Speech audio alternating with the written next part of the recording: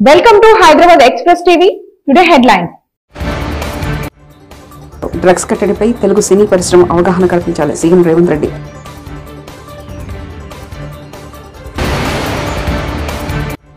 Collectorate కార్యాలయంలో అధికారులతో సమీక్ష అనంతరం మీడియాతో గౌరవ ఉప ముఖ్యమంత్రి పవన్ కళ్యాణ్.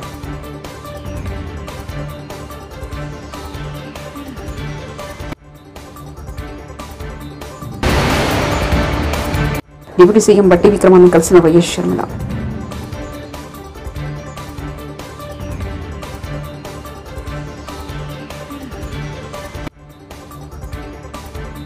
ఎన్డీఏ ప్రభుత్వం త్వరలోనే కుప్పకూలిపోతుందని ఎస్పీ చీఫ్ అఖిలేష్ యాదవ్ అన్నారు. ఎన్నికల్లో నైతిక విజయం ఇండియా కూటమిదే. మతతత్వ రాజకీయాలు ఎన్నికల్లో ఓడిపోయాయి. బీజేపీ 400 సీట్ల ఎజెండా ఫెయిల్ అయింది. ఈ ప్రభుత్వం ఉద్యోగాలు ఇవ్వదలుచుకోలేదు. అందుకే పేపర్ లీకులు జరుగుతున్నాయి. ఈవీఎంల మీద మాకు ఇప్పటికీ నమ్మకం లేదు. వాటిని తొలగించేదాకా మా పోరాటం ఆగదని లోక్సభలో వ్యాఖ్యానించారు. కలియుగ ప్రత్యక్ష దైవం తిరుమల శ్రీవారికి నివేదించి అన్నప్రసాదాలపై టీడీపీ కీలక నిర్ణయం తీసుకుంది. సేంద్ర బియ్యం వాడకాన్ని నిలిపివేయాలని టీడీపీ నిర్ణయించింది. అన్నప్రసాదాల తయారీకి గతంలో వినియోగించే బియ్యాన్ని వాడాలని నిర్ణయం తీసుకుంది. గత కొద్ది సంవత్సరాలుగా అన్నప్రసాదాల నాణ్యత లోపించిందంటూ పెద్ద ఎత్తున భక్తుల నుంచి టీడీపీకి ఫిర్యాదులు వెలువెత్తాయి. ఏపీలో కానిస్టేబుల్ అభ్యర్థులు రోడ్డెక్కారు. తమను వెంటనే దేహదారుఢ్య పరీక్ష నిర్వహించాలని డిమాండ్ చేస్తున్నారు. గత వైసీపీ ప్రభుత్వం తమ గోడును పట్టించుకోలేదని, కూటమి ప్రభుత్వం అయినా న్యాయం చేయాలని వేడుకున్నారు. ఫిలిప్స్ పరీక్షలు నిర్వహించి 18 నెలలు గడుస్తున్నా ఈవెంట్ నిర్వహించలేదని వాపోతున్నారు. 2023 మార్చిలో జరగాల్సిన ఈవెంట్స్ ఎమ్మెల్సీ ఎన్నికల సాకుగా చూపి వాయిదా వేసిన సంగతి తెలిసిందే. తెలుగు చలనచిత్ర పరిశ్రమకు ముఖ్యమంత్రి రేవంత్ రెడ్డి ఫ్రీ షరతులు విధించారు. మంగళవారం కమాండ్ కంట్రోల్ కార్యాలయంలో anti narcotic bureau, cyber security bureau departments కు కేటాయించిన నూతన వాహనాలను ప్రారంభించారు. ఈ సందర్భంగా సీఎం మాట్లాడుతూ సినీ పరిశ్రమకు పలు కండిషన్లు పెట్టారు. సైబర్ క్రైమ్, డ్రగ్స్ పై సినిమాలో అవగాహన కల్పించాలన్నారు. 100 కోట్ల బడ్జెట్ సినిమా అయిన సైబర్ క్రైమ్, డ్రగ్స్ పై సినిమాకు ముందు ప్రదర్శించాలన్నారు. సినిమా టికెట్లు పెంచాలని ప్రభుత్వం దగ్గరకు వస్తున్నారని, కానీ వీటిపై అవగాహన కల్పించడం లేదని ముఖ్యమంత్రి తెలిపారు. నేరగాళ్ల యొక్క ఆలోచన ప్రపంచంలో వచ్చిన సాంకేతిక పరిజ్ఞానాన్ని ఏ విధంగా అయితే అభివృద్ధి కోసం సాంకేతిక పరిజ్ఞానాన్ని మనం ఉపయోగించుకుంటున్నామో, సాంకేతిక నిపుణులు ఉపయోగించుకుంటున్నామో, నేరగాళ్ళు కూడా ప్యారలల్గా సేమ్ వ్యవస్థల్ని ఆర్థిక నేరాల కోసము, ఇతర నేరాల కోసం వినియోగించుకుంటున్నారు. ఈ నేరాలను దృష్టిలో పెట్టుకొని ఈ నేరాలను నియంత్రించాలని ఆలోచనతోటి అధికారులలో నైపుణ్యాన్ని పెంచడమే కాకుండా ఆత్మస్థైర్యాన్ని నింపడం మా ప్రభుత్వం యొక్క బాధ్యత. ఈ నేరాలను నియంత్రించే క్రమంలో ఇందులో పనిచేసే సిబ్బందికి కానీ, అధికారులకు కానీ అవసరమైన అన్ని వసతులను ఏర్పాటు చేయడం అనేది ప్రభుత్వం తీసుకోవాల్సిన బాధ్యత. అందుకే ఈరోజు సైబర్ క్రైమ్స్కి కావాల్సిన వాహనాలే కాకుండా ఇతర ఏర్పాట్లు, అధికారుల కేటాయింపు, అదేవిధంగా తెలంగాణ యాంటీ నార్కటిక్స్ బ్యూరోకి సంబంధించిన అధికారుల నియామకం, అవసరమైన అన్ని వసతులను ఏర్పాటు చేయడం బాధ్యతగా గుర్తించి మా ప్రభుత్వం ఈరోజు నిధులు విడుదల చేయడమే కాకుండా సిబ్బందిని కూడా మంజూరు చేసినాము. ఈరోజు ప్రపంచం ఎదుర్కొంటున్న biggest crime is cyber crime. Cyber క్రైమ్లో ఇంతకుముందే మా అధికారులు చెప్తున్నారు, అమాయకులు, చదువు లేని వాళ్ళు, సాంకేతిక పరిజ్ఞానం లేని వాళ్ళు బలి కావడం లేదు. బాగా చదువుకున్న వాళ్ళు, సాంకేతిక పరిజ్ఞానం ఉన్నవాళ్ళు, ఆర్థికంగా ఎదురైన వాళ్ళు అమాయకత్వంతోనో దురాశతోనో వాళ్ళు ఉచ్చులో పడుతున్నారు.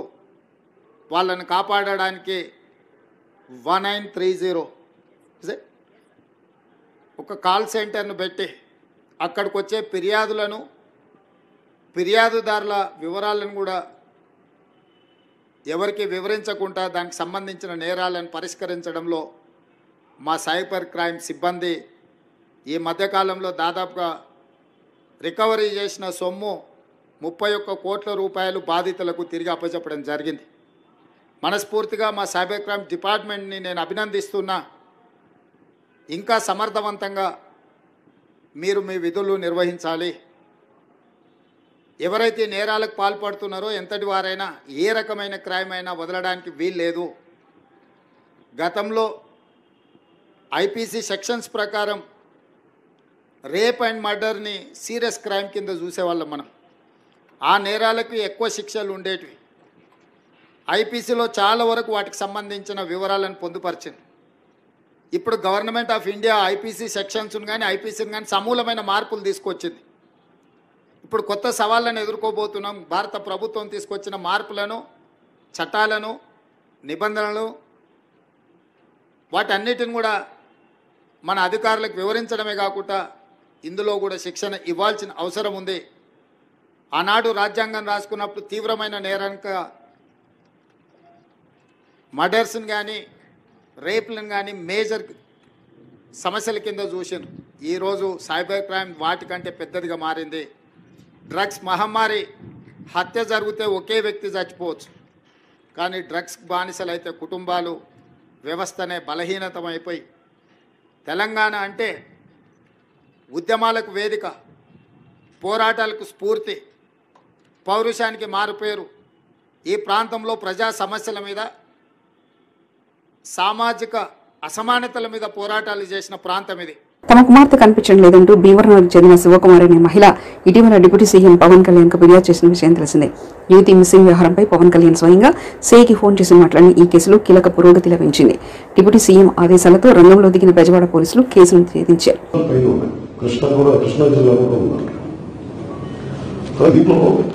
మనకు దాదాపు 974 కిలోమీటర్ తీర ప్రాంతం. దీంట్లో చాలా తీర ప్రాంతాలు ఇన్ఫాక్ట్ మనకి దానికి గురి క్లైమేట్ చేంజ్కి ఇబ్బంది పడే పరిస్థితుల్లో ఉన్నాయి.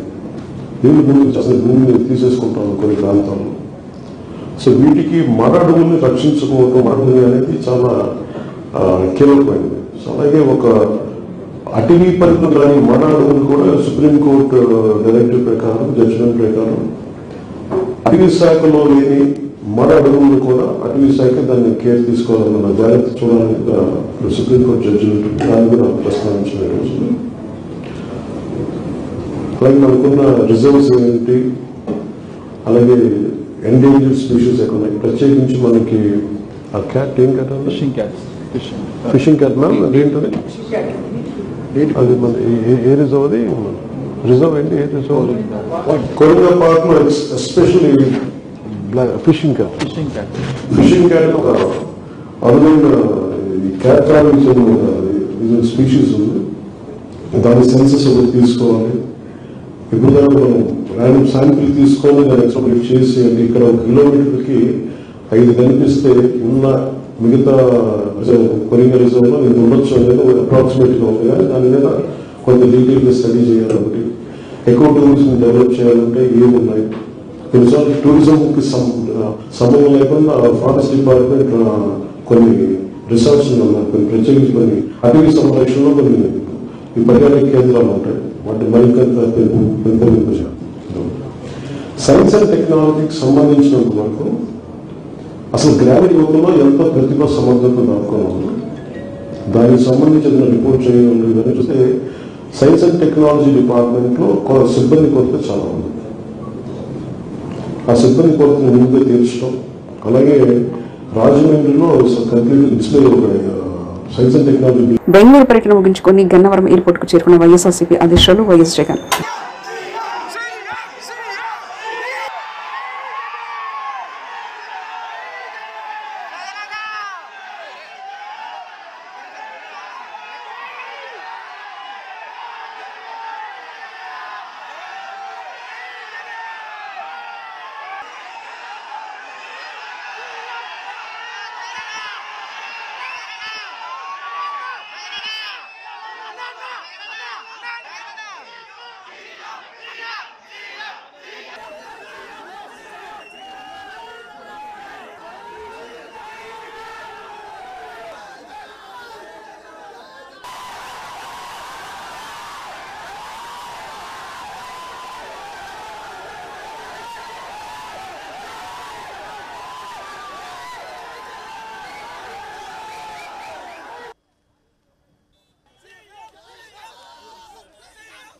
తెలంగాణ డిప్యూటీ సీఎం బట్టి విక్రమాలను ఆంధ్రప్రదేశ్ పీసీసీ అధ్యక్షులు వైఎస్ షర్మిల కలిశారు.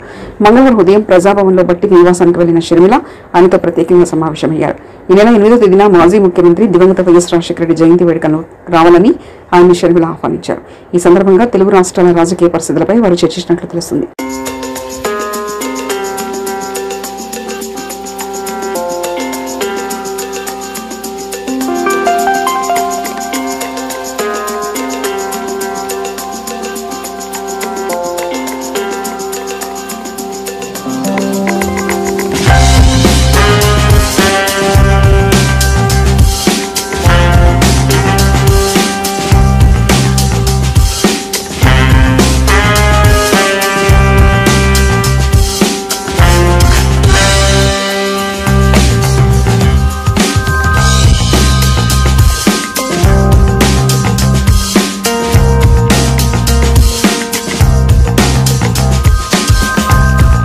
హుస్సేన్ సాగర్ హైదరాబాద్ సెయిలింగ్ వీక్ పోటీలు అంగరంగ వైభవంగా ప్రారంభమయ్యాయి. ఇవాళ మంగళవారం ఈ నెల 7వ తేదీ వరకు హుస్సేన్ సాగర్ లో సందడి వాతావరణం నెలకొంది. ఇప్పటికే నీటి అలలపై తెరచాపల పడవలతో క్రీడాకారులు ఔరా అనిపిస్తున్నారు. 7వ తేదీ వరకు సందర్శకులకు ఈ పోటీలు కనువిందు చేయనున్నాయి. ఈ మెగా ఈవెంట్ ను EME sailing association director general KS విధానా ప్రారంభించారు.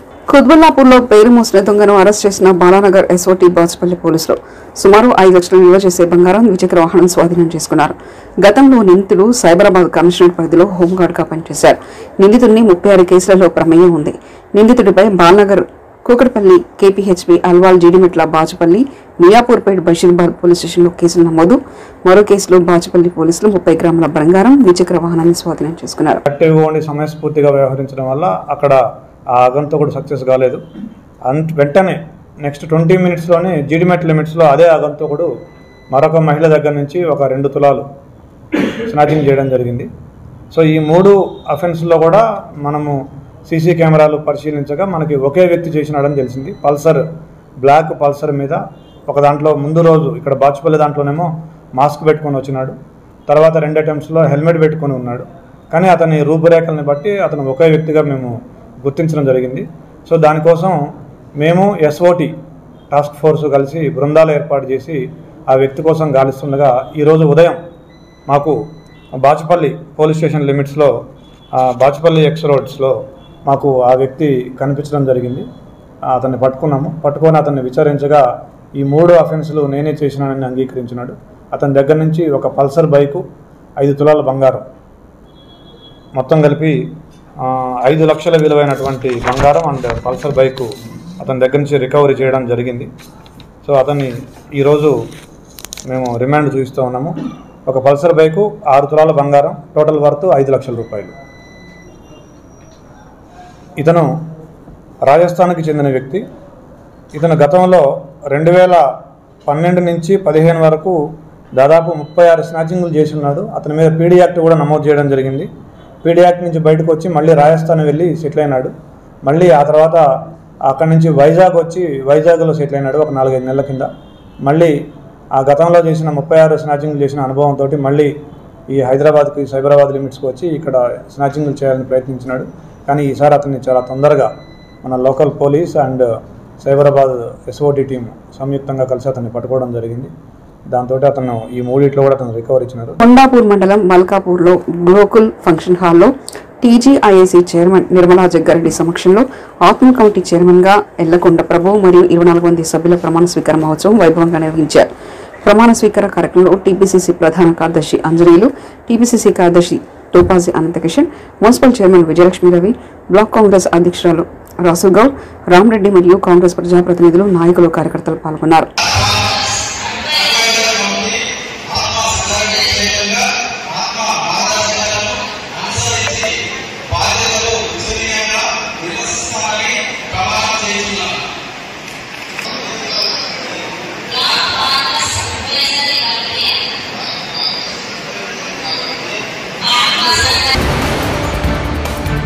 ఎన్డీఏ ప్రభుత్వం త్వరలో కూలిపోతుంది. అఖిలేష్ యాదవ్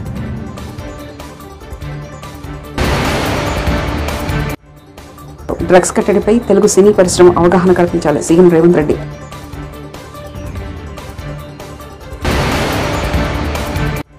కలెక్టరేట్ కార్యాలయంలో అధికారులతో సమీక్ష అనంతరం మీడియాతో గౌరవ ఉప ముఖ్యమంత్రి పవన్ కళ్యాణ్.